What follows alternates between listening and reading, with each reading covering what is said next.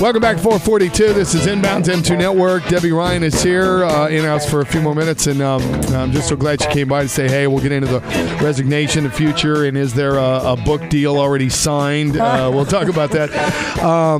Naturally, I couldn't let the hour go by when Debbie found out about pancreatic cancer in 2000. I think that's when it was, right? It was 2000. August 14th, 2000. How did you find out? Just regular test? Was it a regular test at the doctor? No, they had a hard time finding it. I actually had some problems most of that year coaching. And we went to the Sweet 16 that year. And I just had stomach aches all the time. They didn't find it until August 14th when they actually went in to get it. Wow. And they thought it was probably benign. I mean, I think originally they really thought it was benign, and they were just going to stick a shunt in there. But as it turned out, it wasn't. So I found out after I got out of the operation, because they went in laparoscopically to start. Right. And when I came out, I had 50,000 tubes coming out of me, so I knew I was in big trouble. I know at the time in the hospital you're probably not thinking, but did you then coming out of that did you consider retirement at that time? Did that episode with that cancer, the pancreatic cancer thing, did you consider retirement, or were you just such a fighter that going, hey, I'm coming back? I mean, yeah, I think one of the things when you have a serious surgery like that, first of all, they put you on ice chips for 7 days. And then when they put you back on food, they go, well, you can eat anything you want. And, of course, you don't want anything but ice chips. You have absolutely no appetite at all for anything but ice chips. So I went down to like 95 pounds. And I remember thinking in the hospital, just sitting there going, I don't think I'm ever going to be able to get on a plane again, because you can hardly get from your room around the nurse's station and back. So, I just didn't know how I was going to do it. But I always knew. And I worked so hard toward just getting back, know. And I really, once I was home, it took about a week or two, and then I was ready to go again. I wasn't very big, and I didn't have a lot of strength, but I relied very heavily on my assistant coaches, and they were great at that time. But, it's hard because in the back of your mind, you're thinking, are you even going to be here 5 years from now? Because it's it's the hard. C word. Yeah, it's a very bad C word. It is, yeah. It's the worst ever C word. With pancreatic in front of it. 3% of people survive it for 5 years. Yeah. Let alone 11 or 10. I mean, it's just insane. Yeah. So I just didn't know, what my future held. And the hardest part about that whole thing was not the actual illness, because I went through everything I needed to go through, and I was able to handle that fairly well. Most people didn't know what I was going through because I kept it pretty quiet. And then I think the hardest part were some of my colleagues were recruiting against me and using it against me. That figures. Yeah, it was really bad. It was really hard for about 5 years. That 5 figures. years. I mean, everybody's saying you're going to die. Telling recruits that you're going to die. Yeah, that was hard. I hope that's in the book. Let's go to Charlottesville. Jeff is with us. Jeff wants to say thanks to the coach. Jeff, go ahead. You're with Debbie Ryan. Hey, Debbie, just real quick, just want to say thanks for all your time here in Charlottesville, and thanks for always putting a team out on the floor that would at least attempt to compete every game, even good games or bad games. Thanks, Jeff. And thank you for being honest when it was a bad game and saying it was a bad game. I appreciate that, too. And not trying to make excuses in the press room. Yeah. No, I don't. I don't make refreshing, excuses. and you're definitely going to be missed, so really appreciate it. Thanks, Jeff. I appreciate you calling today. Thank you, Jeff.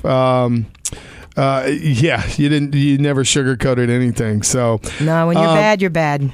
Last couple of years, and I mean, people that were taking the women's game serious, naturally, Debbie, they were saying, a lot of people, and you were probably hearing it, you're probably getting the emails from fans.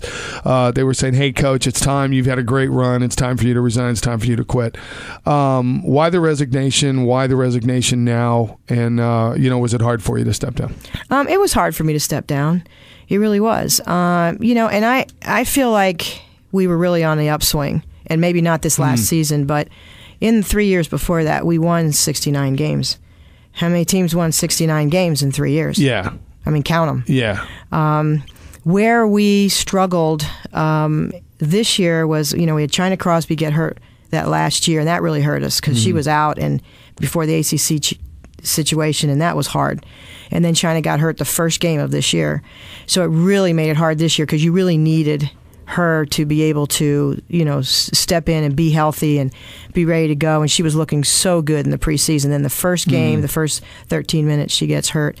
But, my decision is my decision. And, I just think that, I don't know how to answer your question, because I'm not sure how to answer it. I just think that, it's over. And so I've really focused on what lies ahead rather than what came behind me. What does lie ahead? Coach, consult, of course, the book. I don't know, which we'll talk about in a second. But you could do almost anything. I said that in the 3 o'clock hour. I mean, you literally could do anything you want to do. Yeah, I mean, I've thought about a lot of things. At one point in my career, I thought I'd like to go and spend a year with someone like Phil Jackson and be an assistant for him. Wow. I mean, the NBA, and I really would like to do that, because then it would put you in a whole different ballpark, and maybe it would open the door for somebody else. And everybody would probably laugh at that, but don't laugh at it, because it's very, very possible. Sure. So I mean, I'd really thought about something like that, or even I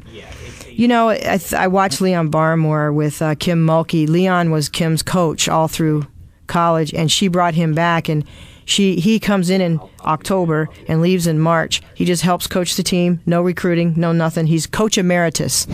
So, and she really uses him heavily. She uses him heavily just to give her advice and, help her through situations. But he comes and he lives in Ruston, but he comes out there to where Baylor is and Waco, I guess, and just coaches for those 3 or 4 months. And then he goes. So there's all sorts of opportunities that will present themselves. Sure. But, I don't know. I don't know. I have no idea. And when you do something like this, sometimes you really shouldn't know. You should just figure it out as you go, because it's a journey. It's a definite journey. Absolutely. Let's go to Charlottesville again. We'll talk with Jay, who wanted to say thank you. Jay, go ahead. You're with Debbie Ryan. I got to say thank you, because as a sports writer, it's very seldom that you get to cover a coach that can really change your life. But Debbie Ryan did that for me, because she was always the best, and I'll never forget a moment. Jay, that's good. That's very sweet. Jay Jenkins of the Daily Progress, by the way, who's online. So thanks, Jay. You're the best. I just remember being at NC State, and one of the writers who was kind of half covering the team, he said, "Coach, why didn't we go to the 2-3 zone? Or why didn't we do this?" And Debbie looked at him, and she could have blew up on him, and she just embraced the moment, because that's what she did. Aw, that's a good memory. Yeah, that's a good memory. You're always the best, Coach. That's Thanks a great so much. memory. Thanks, Thank you, Jay. Thank you, Jay. Jay, a friend of the program. Jay listens all the time. Jay will send me texts all the time, and if I say something wrong, Jay always says, "No, Mac, you're wrong. It's April 17th." He's really, really good. Son of a minister, so he has to be good. But a real supporter of yours too. And I think a guy that has been, he's been very fair too. And you always had good dealings with the press, though. I mean, didn't you? I mean, you always. I grew up with them. They're like my friends. Yeah. Yeah. I mean, all those guys from down the beach, David Teal and Doug Dowdy, and all those guys we used to hang out in the press rooms before men's games, and that's where you kind of pick up on a lot of things that are going on. Sure. You also learn a lot about what how they need to be respected and how they need to be honored for what they do, because it's hard. Their jobs are really hard. And I know that sometimes when they have to write a bad article, sometimes they don't want to, but it's something that they have to do. And I remember thinking, there's people that call you out and everything, and some people will say, "Can you believe he said that about you?" or whatever. And I'm like, yeah, I mean, that's part of his job. That's what he has to do. Did you read? I mean, I know kids, but did you read papers or did you see internet stories or whatever? Did you get caught up in it? I didn't get caught up in that, not during the season or anything. And I don't read message boards, because that's nothing but trash. We know. Well, no, it's not trash. It's other people's opinions, and they don't really know what you're going through, and they don't know all the elements that you deal with. Correct. And they don't know what else is around, or Correct. They have no idea except for what they're looking at right Correct. in front of them. They don't know what's in that locker room. No, they have no idea. And let me tell you, kids at this age go through a lot of things, because it's a lot different than when we were kids. They have a lot more things to go through, and a lot more things and a lot more stimuli that we never had. Absolutely. So I just think that I really do have a great relationship with the press because I've always been very respectful of the job they've had to do. And, they've been very respectful of me. Yeah. We'll go to break, come back. We'll talk about a couple of surprises and what's in the future. Will Debbie travel? And also, before we get out of here in the 5 o'clock hour, and I knew the hour would go too fast, Debbie sounds like she's going to do a book, and we'll talk about that when we come back. This is Inbounds. We are the M2 Network. Top of the hour, and I knew the hour would go way too quick, and it just so happens. I'm so glad Debbie came in and spent some time. So you gonna take some time off? You gonna travel a little bit? You gonna just kind of kick back, just kind of rest? I don't know. What are you gonna do? I don't know. What are you gonna do this summer? I mean, what are your camps? I really haven't speak, looked that far ahead. I really haven't looked. What are you doing for dinner, Debbie? I don't know that either. It's not good to plan your life. I asked, and I knew the answer. Bottom of the hour, I asked, but you're gonna do a book.